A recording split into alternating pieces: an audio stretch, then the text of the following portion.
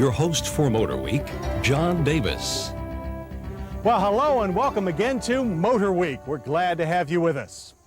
You know, one given in the car business has always been that the large 6-passenger family sedan came from domestic brands Ford, GM, or Chrysler. So when rumors started flying that importer Toyota was going to compete in this market, a lot of eyebrows were raised. Well, now that new competitor, the Toyota Avalon, is here. It's seat 6 and it's even made in America. What's going on here? What's going on is a shift in Toyota marketing strategy, dictated by increasing competition in the midsize family sedan segment. Rather than simply rely on the midsize Camry for family car sales, with the Avalon, Toyota is reaching up and out into the formerly all-domestic 6-passenger large car segment. Built on a stretch front-drive Camry platform, the Kentucky-built Avalon is only 2.4 inches longer overall, but gains a full 4 inches in wheelbase. This puts the Avalon's interior size on par with that of many full-size front-drive domestics. But Toyota designers could have learned a lesson from Chrysler on how to cloak big spaces in sleek, stylish lines. And the Avalon's inside is big, and it's also very conservative, but it's efficient and fully equipped with power accessories. But what really sets it apart is this, an available bench seat, a first for Japanese cars, and proof that the Avalon has its sights set firmly on 6-passenger domestic competition. But to Toyota, 6 passengers obviously means some children. As you can see, 3 adults are very cramped in the Avalon's front seat. Unlike most domestic bench seats, the Avalon's supportive cushions are European firm.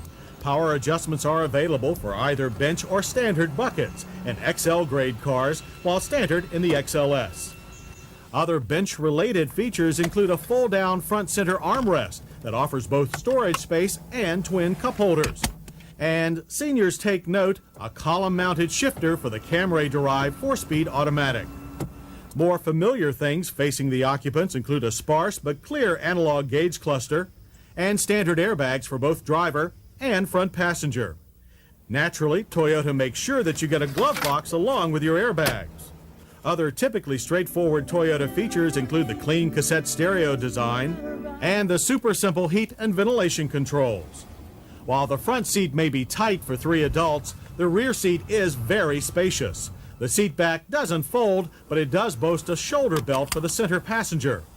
Giving rear seat passengers that much space, however, means that trunk room comes in at only 15.4 cubic feet, a bit tight by the standards of this segment. Up front, the Avalon packs a familiar power plant. It's a pumped-up version of the same dual overhead cam 3-liter V6 found in the Camry. In the Avalon, it makes 192 horsepower and 210 pound-feet of torque. We got our first taste of driving the Avalon in Carmel, California. Those 192 horses pulled both XL and XLS grade Avalons along twisting California roads at a surprisingly brisk pace. A base weight only a mere 22 pounds higher than that of a V6 Camry probably has a lot to do with it. Handling felt solid, if benign, though we're waiting to really push an Avalon on our home test track before we pass final judgment. Ride was much more like its smaller relative, the Camry, smooth and quiet, but with more of a stable, full-size car feel. While the standard 4-wheel disc brake slowed the car into corners very well. Anti-lock is standard on the XLS models, optional on the XL. Many people consider big cars to be safe cars, and the Avalon definitely qualifies. It packs dual airbags, available anti-lock brakes, 5-mile-per-hour bumpers, and meets 1997 federal side impact standards. If the Avalon appeals to you, then be prepared to shell out a bit less than $23,000 for an XL grade car. A lavishly equipped XLS will run you just under $30,000. Now that's more than you'll pay for some domestic competitors, but less than a Lexus. And to some, the Avalon may seem just a plug between the top Camry and bottom ES300, a sort of up-to-date Cressida, if you will.